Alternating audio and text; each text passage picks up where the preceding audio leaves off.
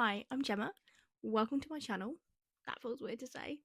So, I've started this channel to do some more long form content to talk more in depth about books. I started doing social media about books about a year and a half ago because I adore fantasy books. I just love them. And I have no one in my real life at the time to talk to about them. So, I came on social media to find people who've read them to talk crazy theories, to get excited with about new releases, and I have found that it's been absolutely amazing and I've loved every single step of it. However, you can't on those other platforms always do that longer in depth talk about books, so that's why I have made the jump and I am here on this app. Please excuse any bad habits or editing or anything like that. I'm brand new to this. If you have any tips, please let me know, like put them in the comments. I will take them all. So yes, that's me. As you can see, like I said, I am a massive fantasy lover, as you can tell from my shelves. So from this channel, you'll get a lot of reviews of fantasy books, chats about theories, some unboxing as well from here. Today, I thought I would go over my top 5 books so you can see what sort of books I'm into and what kind of fantasy books I go for. So, without further ado, let's go with the first one. Okay, so my first book is A Discovery of Witches. This is the book that got me back into reading, and I'm so grateful I found this book. I watched the TV series first, and then I realised it was based off books, so I got the books and I adored them, absolutely loved them. And then from there, I then Googled afterwards, after reading this, books like Discovery of Witches, and ACOTAR came up, and here I am. In this book, in these worlds, it is modern. You have got vampires, demons, and witches. And in this world, there's very similar themes actually. Vampires, demons, and witches are not supposed to mingle, be friends, let alone have relationships, and an overarching sort of body of governors for them. They call the congregation, and they make sure these rules are upheld. So obviously there are very big links into what's going on in our world today. We have got Matthew, who's our main male character. He's a vampire, and Diana, who's a witch, who is our female main character.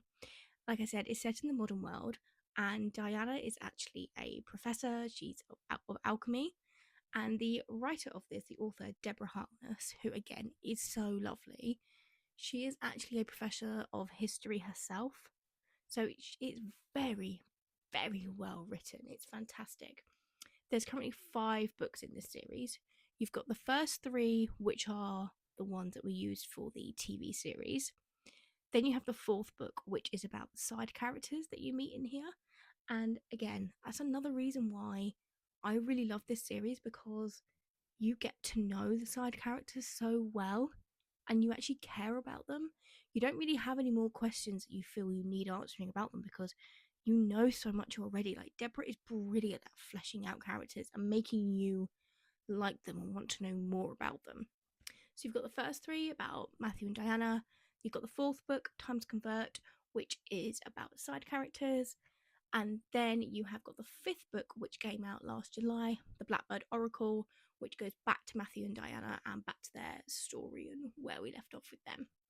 Like I say, this is a really well written book and a well written world.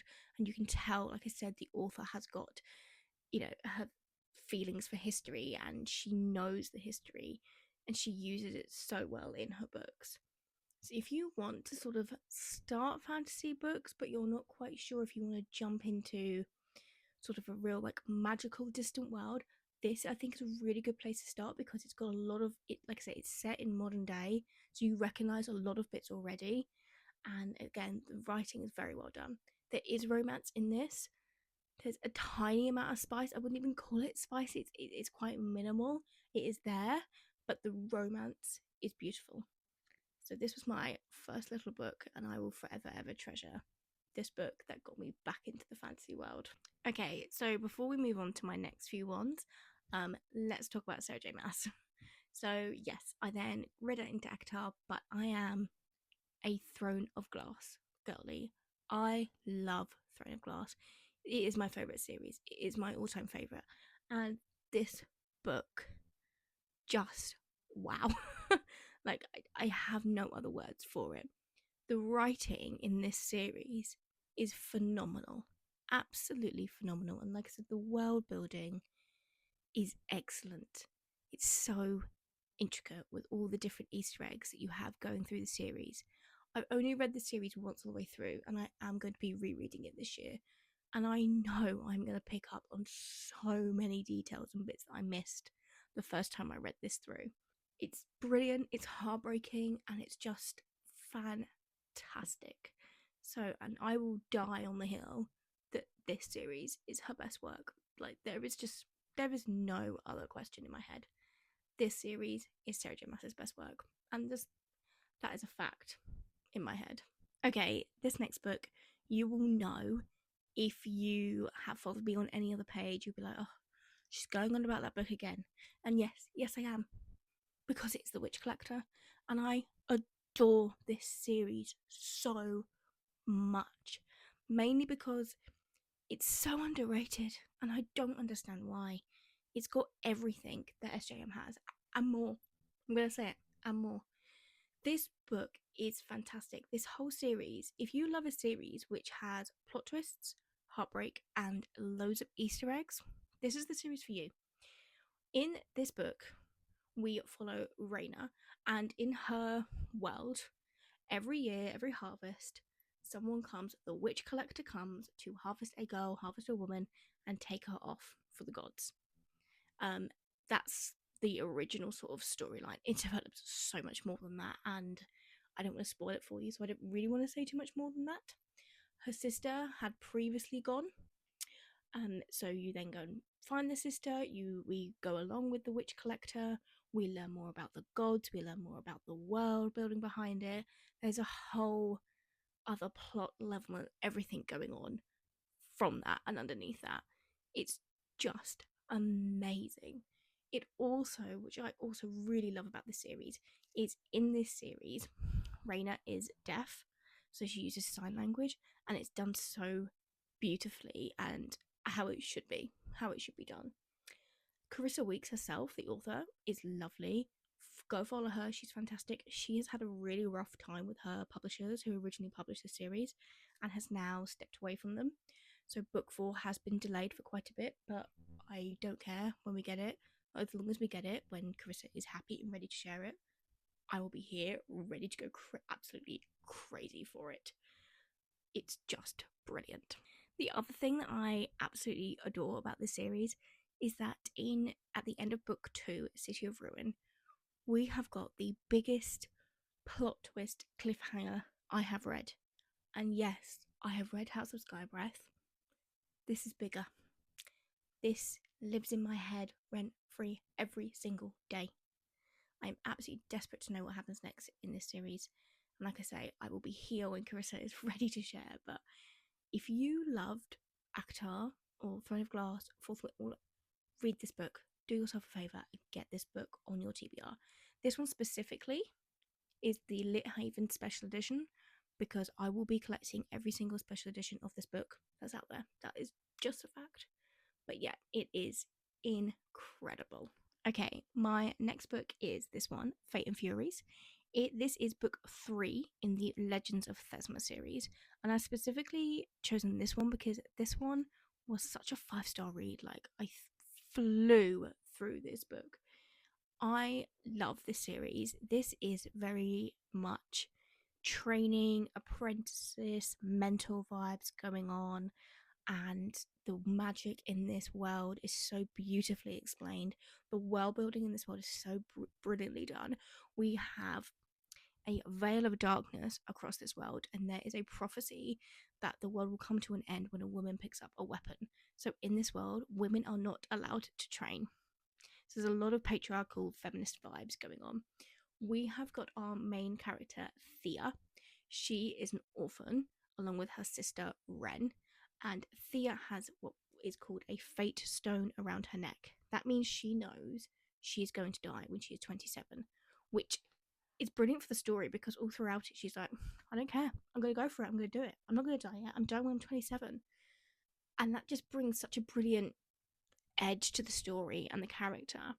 So we have the 4 sort of book series Legends of Thesma, and you might be thinking, I recognize that. Where has this come from?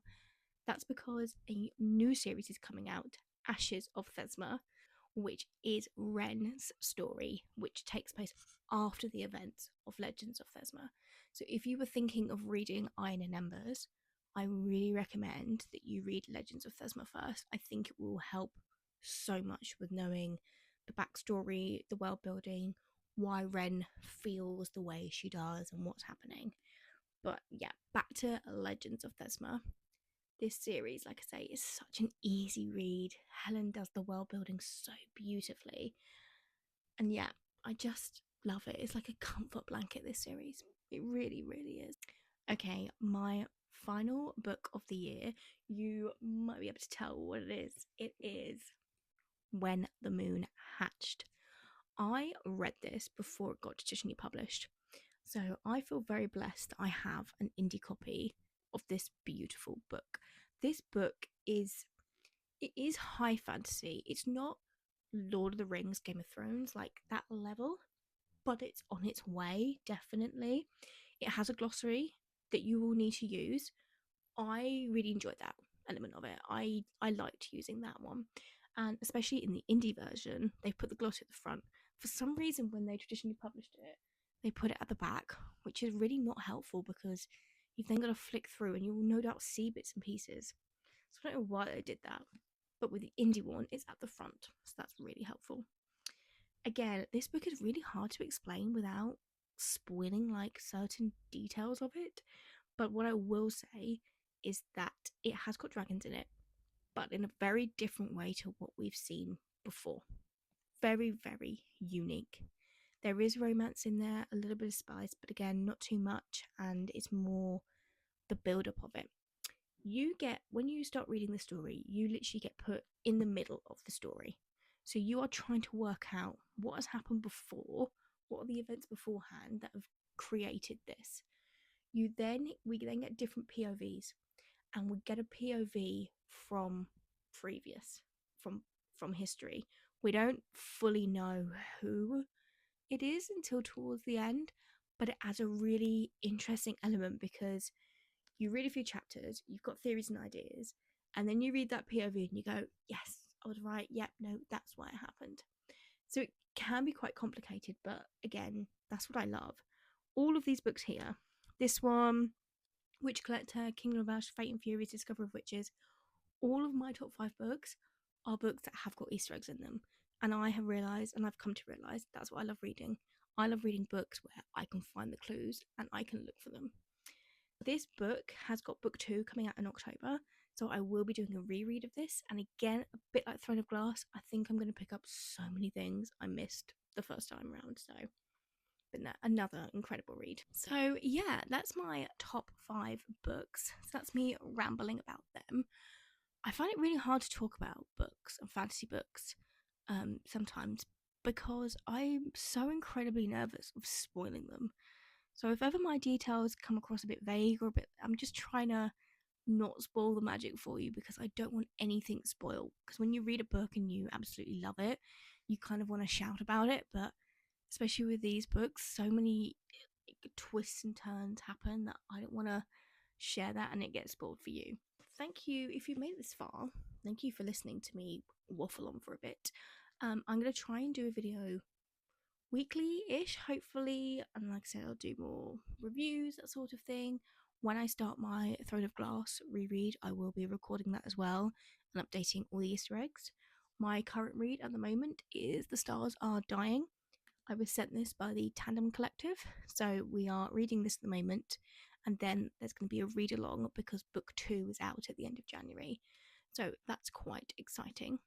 So I will let you know how that goes. Like I said, my handles are the same on Instagram and TikTok, and hopefully I will speak to you soon. So thank you and have a great reading week.